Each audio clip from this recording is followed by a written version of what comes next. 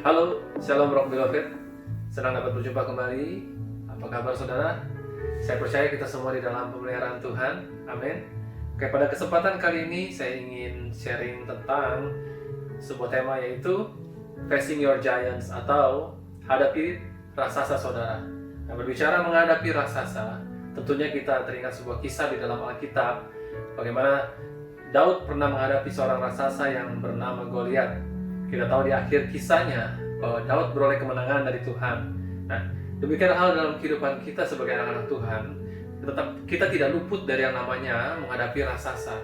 Tentunya raksasa yang kita hadapi saat ini tidak sama dengan raksasa yang dihadapi oleh Daud pada saat itu.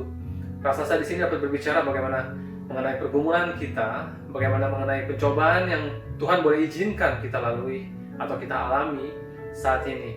Nah, oleh karena itu saya rindu untuk membagikan rahasia kenapa Daud pada saat tersebut tidak gentar, berani maju menghadapi Goliat.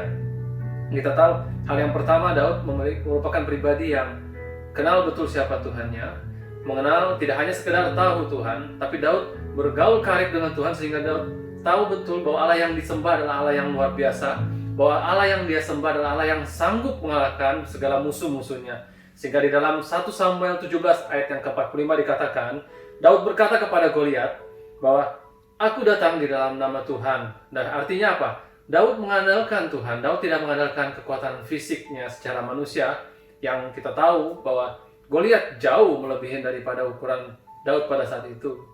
Pada poin yang kedua adalah bagaimana Daud mengarahkan fokusnya bukan kepada raksasa yang ada di hadapannya, melainkan Daud mengarahkan fokusnya kepada Tuhan, pada Allah yang dia sembah. Kalau kita mengarahkan fokus kita kepada raksasa, maka kita akan mengalami terdistract, saudara. Kita akan terganggu, kita akan mengalami rasa inferior, kita mengalami rasa insecure, kita akan memikirkan bahwa kita tidak mungkin mampu menghadapi raksasa. Tapi Daud tahu betul bagaimana dia tidak hanya mengarahkan pada raksasa yang ada di hadapannya, melainkan kepada Tuhan. Oleh karena itu saya mau ajak kita semua boleh sama-sama belajar dari Daud. Pribadi Daud adalah merupakan pribadi yang berkenan di hadapan Tuhan. Daud tidak hanya sekedar tahu Tuhan, tapi Daud bergaul karib dengan Tuhan. Daud mengarahkan fokusnya tidak hanya kepada raksasa, melainkan kepada Tuhan.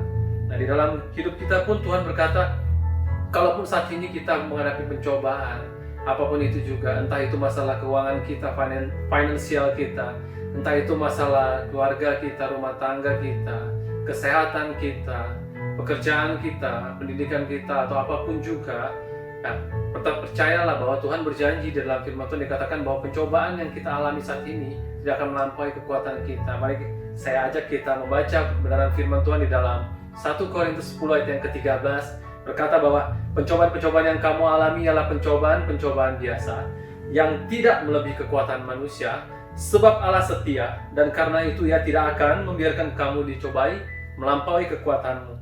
Pada waktu kamu dicobai, Ia akan memberikan kepadamu jalan keluar sehingga kamu dapat menanggungnya. Kita garis bawahi kata sehingga kita dapat menanggungnya dan mendapatkan jalan keluar dari Tuhan.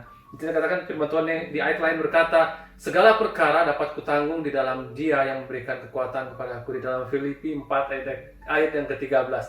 Kita harus pegang teguh firman Tuhan ini. Kita harus pegang teguh janji firman Tuhan bahwa Tuhan tidak akan membiarkan kita anak-anaknya. Tuhan tahu kapasitas kita. Pada saat Tuhan izinkan kita boleh mengalami namanya pergumulan atau mengalami raksasa, Tuhan tahu bahwa kita mampu melewatinya selama kita bergaul karib dengan Tuhan, mengandalkan Tuhan, selama kita mengarahkan fokus kita kepada Tuhan dan bukan kepada masalah yang sedang kita hadapi, apapun itu juga.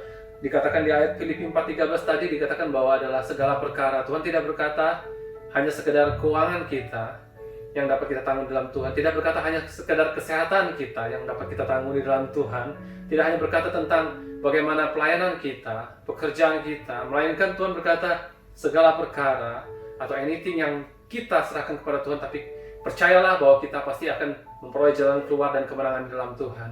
Oke, semoga message ini boleh menjadi berkat, menjadi rema buat kita semua, di mana kita tetap harus berani maju melangkah menghadapi raksasa kita yang ada di hadapan kita saat ini, maupun di saat yang akan datang.